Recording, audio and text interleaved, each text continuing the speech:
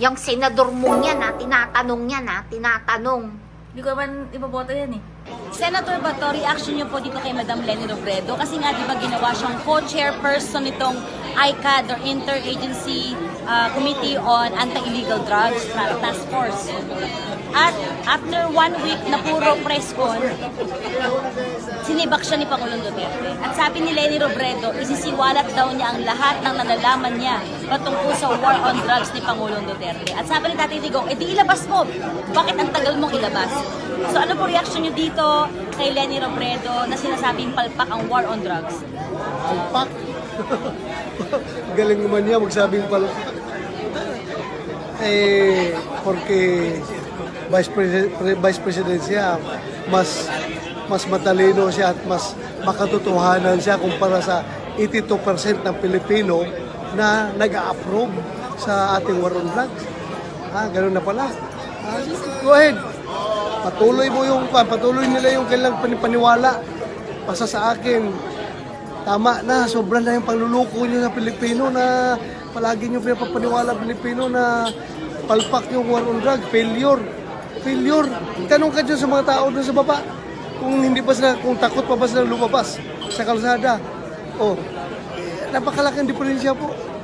But sige lang, ang taong bayan ang bahala mag-decide yan. It is not for us to decide.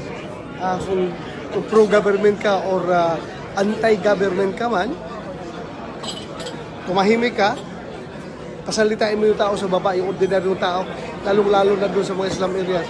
Sila ang tanungin mo, di ba, you will get the resounding approval. Sabihin sa'yo, salamat sir sa ginagawa ninyo sa war on drugs. Kasi noon takot kami lumabas sa aming kalsada dahil nagkalat ang mga adik, nagkalat ang mga puser. Pero ngayon sir, libreng-libre na kami lumabas. At baligtad na sitwasyon ngayon. Ang mga adik na, ang mga puser ang takot lumabas sa kalsada. Kaya ano ngayon, yan ba kapalpakan? Yan bang palpak na sinasabi mo? Magpakatotoo tayo, huwag tayong nalilokohin yung taong bayan. 82%, ulitin ko, 82% ang nag-approve. Kaya, mahirap. Kaya, sana we learn to accept the fact. Kung yan ay factual basis.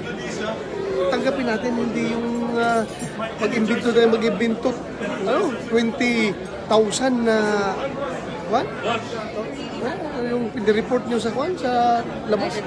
United Nations, 20,000 ang 20,000 ang Winner's one! Lucky man! Lucky tayo! Lucky!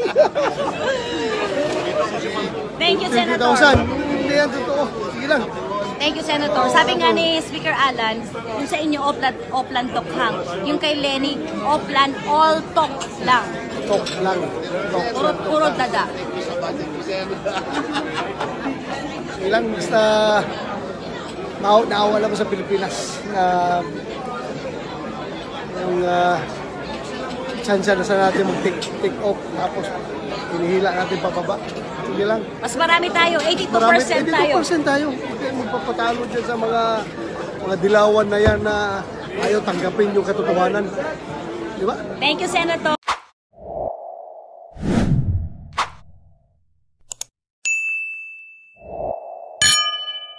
Ayan mga bata helmet, dahil nga ang dami nagre-react, video ka par. Ang dami mga nagme-message sa atin na ilabas nga natin yung mga ganyang klaseng banatan.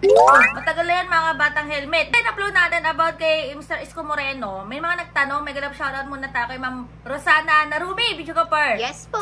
2022 election po yan. During the campaign ng 2022 for presidential season po, yan yung mga maanghang na binanat ni Mr. Isko Moreno kay VP Leni. Yes. Marami pa po yan, mga kabatang helmet. Isko talagang nakakarinde kapag narinig at napanood nyo. And gusto mga nag-comment naman, Bichugapar, bakit daw natin kinokontent si Mr. Isko Moreno? Ganito po kasi yan, mga kabatang helmet. Ay, hinga. Hinga muna. Hindi natin, syempre, may tatanggi. At alam yan ng mga viewers po natin mula noon hanggang ngayon. Lalo na yung mga subscribers namin dati during nung mayor pa si Isko Moreno ng Maynila. Aaminin ko sa inyo mga kabatang helmet na talagang sumuporta naman talaga ako kay Isko Moreno noon. Yes. At naging parte po ako ng clearing team, yung mga nagbablog sa clearing ni Isko. Kasi ang ganda naman talaga ng development noon sa Maynila. Nung time na yon, yung nalinis nga yung Divisoria. Yun mga kabatang helmet. Kaya mula nung time na yon na nagsushoot na ako nung sa mga clearing. Pero isang beses lang ako sumali doon sa clearing operation talaga. Kasi may nakita tayong hindi ka nais-nais mga kabatang helmet. Kaya hinintuan ko. Hindi ko kailangan ng grupo, hindi ko kailangan ng mga kasama kung gusto ibalita ang katotohanan. Kaya ko naman mag-isa, hindi natin kailangan na may kasama. Pero ayun nga mga kabatang helmet, hindi ko may tatanggi sa inyo. Kaya minsan kapag nagla-live tayo, may mga pumapasok na mga viewers from Isko Moreno. Andiyan si Mother SP, isa sa mga nakasama nyo during our live. Pero, Sir Dengster. Sir Dengster. Pero marami sila, mga kabatang helmet. Pero marami ding umalis nung time na nagsabi ako na ang susuportahan namin for presidential ay si VP Leni. Yes po. Bakit ko nga ba hindi sinuportahan si Mr. Isko Moreno for presidential race? Kasi may nakita tayong mga bagay na parang, oops, hindi ito align or hindi ito parallel sa filosofiya ko. Hindi ito naaayon sa gusto kong mangyari sa bansang Pilipinas at hindi ko gusto yung mga nakikita ko. Di ba sabi ko nga sa inyo mga kabatang helmet, hindi ako tumitingin sa kulay. Ang tinitingnan ko kung sino talaga yung makakatulong sa bansang Pilipinas para umangat ito. Kasi Pilipino ako. Hindi ito usapin ng kulay. Di ba? Yan, pula, pink, or whatever. Hindi rin yan by region. Yes. Kaya nga sabi nga din, di ba, ni VP Leni, ito talaga yung isa sa mga nakapukaw sa akin sa mga sinabi ni VP Leni before. Kung may nakita kayong mali sa akin, i-call out nyo. Sabihan nyo ko, sabihin nyo kung ano yung nakita nyo. Diba? So, ayun nga mga batang helmet. Kaya tayo, hindi sumuporta kay Mr. Isko Moreno nun. Dahil may mga nakita tayong mga bagay na parang, ay, hindi to align sa filosofiya ko. So, ayun na nga. Kaya nga, maraming nawalang mga subscribers, maraming mga nawalang mga viewers. Okay lang yon mga kabatang helmet. May mga nawalang kaibigan. Oo, may mga kaibigan na nawala kasi dumating sa point na wala bigla sila naglaho Pero may mga nagstay pa rin. Nandyan si Mars Mary, di ba?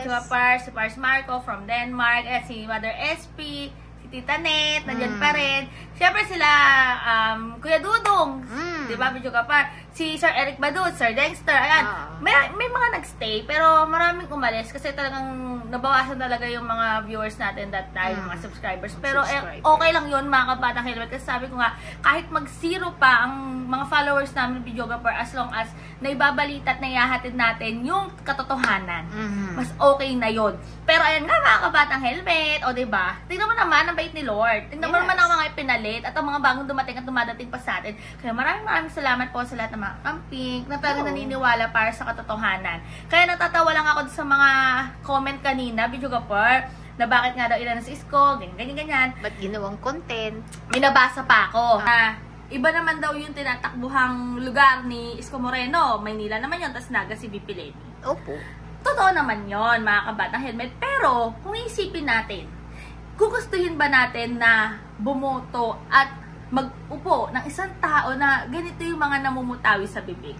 Tao lang tayo mga kabatang helmet. Nagkakamali tayo. Pero, hindi ba dumadating sa punto na dapat mag-isip muna tayo bago natin bitawan tong mga salitang to na alam naman natin makakapanakit ng kapwa natin? Di ba mas magandang bumoto ng mga taong karapat dapat na pamunuan tayo? Oo nga pala mga batang helmet, share ko lang sa inyo ang bawal bastos law. Ayan ay Republic Act 11313 or yung Safe Spaces. Safe Spaces Act. Yes. Yan yung papasok dyan yung mga body shaming, catcalling, lahat. And regardless kung ano man ang gender mo, bitch ko per. Yung mga jokes. Yes. Rape jokes. Yes. Diyos ko, may ilalabas pa akong vlog videographer. Mga kabatang helmet, abangan nyo Kasi makakalain nyo, ito lang yung inilalabas natin na mga tumatakbo. Marami po kaming nakapila, pero inuuna natin itong mga requested. Talagang requested by. Ayan nga, si Mr. Bato de la Rosa, diba? Marami rin binanat yan kay VP Leni. Pero yan yung interview niya with Mocha Uson na nakakaloka lang talaga. Bakit pa masyadong antindi ng mga binanat talaga nila kay VP Leni? Talagang gusto talagang sirain, sinisira talaga. Lalo na nung inassign nga si VP Leni, di ba? Video ko pa yung iCard. Tapos biglang after 1 week. Kasi nga, may mga nalaman na. Si VP Leni nanghihingi ng listahan. Ganun talaga. Kasi nagtatrabaho ng tama si VP Leni. Kaya nga 'di ba, sabi nga niya, handa ba kayo sa akin? Kaya nga eh. Ang tanong, handa ba kayo sa akin? Sabi ni VP Lenny. Oo, yun nga kasing diferensya doon. Yun kasi malaking katanungan Kasi na, hindi nga kaya maging transparent ng iba. oo, handa ba kayo sa mga hihingin ko? Handa ba kayo sa mga ipagagawa ko? Yes. Oh. Nataliwas dyan sa mga Pinaggagawa niya. Pero yung mga batang helmet, mabalik tayo kay Mr. Bato de la Rosa. Ano ba yung interview niya about kanina, no? Yung kay Trump?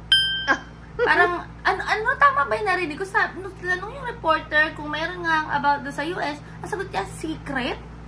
tanong ka lang matino, sasagot May ka ng secret. Pero ayan, mga batang helmet, i-research nga natin yan. Kasi sabi nga niya, videographer, no? Parang between Trump, may parang, ano to, agreement? O Meron daw siyang kakilala. Pinag-usapan. Kaya abangan natin ang mga susunod. Pero ayan nga, mga batang helmet, ang tanong, iboboto mo ba yan? Hindi. Ay, hindi ko talaga iboboto. Hindi ko boboto si Mr. Bato de la Rosa. Hindi boboto yan, no? X yan sa balota ko. Hindi Lala. siya iboboto. Kasi magmula noon, makikita natin yung talagang ano eh, same vibes na Same lang bakit sila. may paninira, bakit iba, lalo na sa mga hearing sa Senate, videographer, yung during the hearing kila Go, kila, gusto ko yung sa Pogo, makikita mo talaga na parang, bakit nagbabat-in siya Singit ng singit. doon sa magsasalita pa lang na hindi na nakapagsalita yung tinatanong na iba na, napunta na kung saan yung Naninindak. argumento. Yes, isa pa yan. Naninindak. Ano, Pero, di ba? ayan, Sabi mo? May ganun pero siya. ayun nga, mga batang helmet, comment down below kung ano masasabi nyo dyan. And, ako, videographer, diba? Abangan, dahil meron tayong i-upload na ang sabi nitong tumatakbo na to. Kung meron pa daw mga single mom, Pakialam o niya solo doon. parent, Anong pakialam niya doon? na pwede daw makipag jugjugan. Nako. Tama ba yung namumutawi na ganyan sa isang leader at may hangaring umupo sa pwesto para pagtugtog? Gusto mo ang video na ito, kalimutan mag-subscribe at i-click na notification bell para lagi updated sa mga na-upload po namin ni Pichu Cooper.